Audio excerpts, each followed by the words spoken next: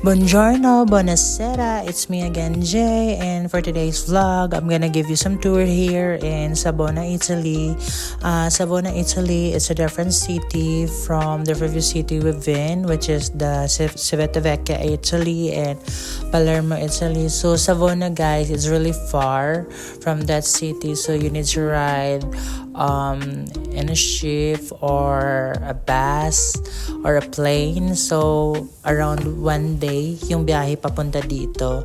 So ayan, nakabalik na tayo ng Italy and natapos na din yung pagbabakla natin sa Spain. So eto na, balik Italy na naman tayo, guys, and samahan niyo ako mag-grocery for today's video since wala nang makain si bakla, so kailangan niya nang mag-grocery and nagka-crave na din ako ng mga pagkain sa Pilipinas, so kailangan natin bumili ng mga anik-anik para may makain tayo. So eto na, papunta tayo doon sa sa Mercato, which is saan kami namimili ng mga pagkain.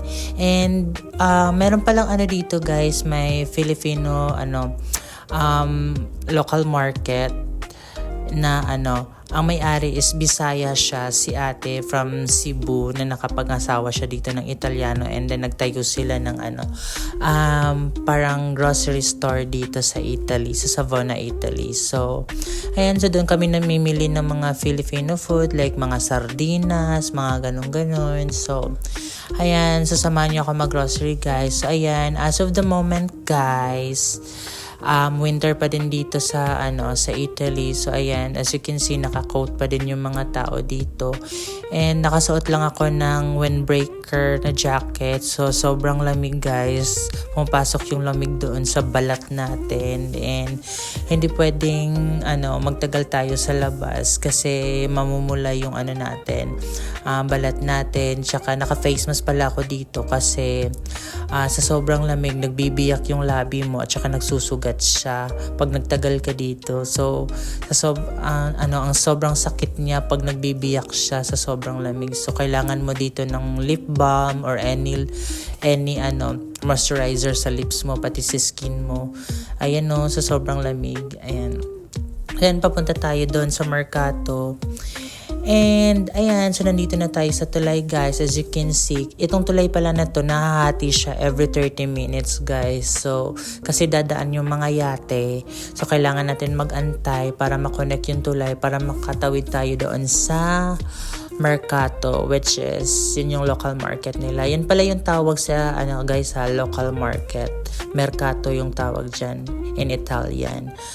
Ayan, so ayan, ito yung mga tao, nakapila sila ngayon sa tulay. And ayan, diba? Ang ganda ng Savona, as you can see. Savona, Italy. Ayan ang daming mga yate. Ayan, tumatawid kami ngayon sa tulay papunta doon sa market. Ayan ang daming mga building. Ayan, yung mga tao. Yan yung mga Italiano, mga kahit matanda na dito yung mga Italian, mga gwapo pa din sila tsaka magaganda. Ayan nakasuot sila ng sobrang kapal ng mga sinusuot nilang winter coat. Ayan, hindi ako nag-coat kasi mabilisan lang.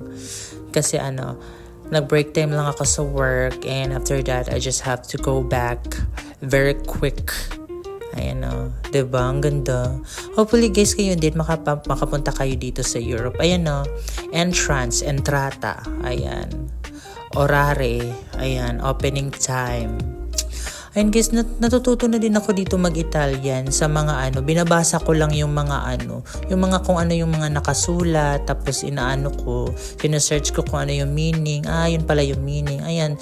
So kahit diba, araw-araw pa unti-unti may mga vocabulary ako mga nalalaman na Italian. So ito yung grocery nila, guys, sa loob. Ayan, so ito, diba?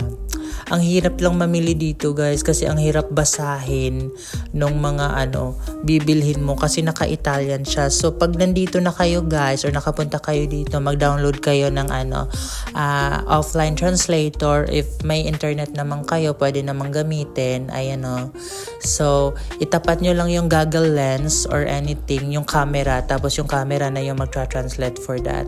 So ito, Cocolino. Ayan, parang Downy lang din yun siya sa Pilipinas. Itong Ace gentle.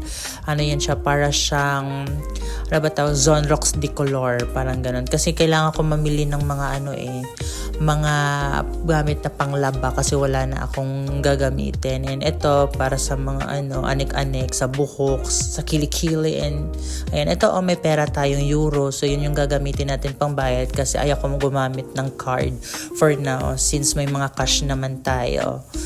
Ayan, so pauwi na si Akla, tapos na siyang mamalengke, ayan. Diba? Lakad-lakad. And ito yung mga police guys. Ayan. So, kailangan mo mag-present ng ID mo, identification card.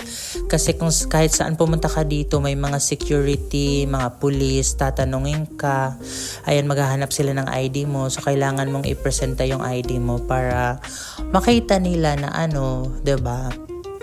Legal ka dito pumasok. Ayan, lakad ng lakad si bakla, pauwi na siya, patawid siya. Ayan tingnan yung mukha ko dyan pulang-pula na. Kasi sa sobrang lamig, tinitiis ko lang dyan guys. Nagdadry talaga yung skin nyo dito sa sobrang lamig. And ayan, pauwi na ako. And finally, ito yung mga napamili natin. May mga Filipino food pala ako nabili dyan. Alam nyo ba yung price nung dilata dyan? 2.45 euro. Katumbas na ng 200 pesos. Sa Philippines, pinapakain na sa aso. Ay nako, yun lang. Bye. Sana na-enjoy nyo. Manood kayo ha. Just follow me and subscribe. Bye. Mwah.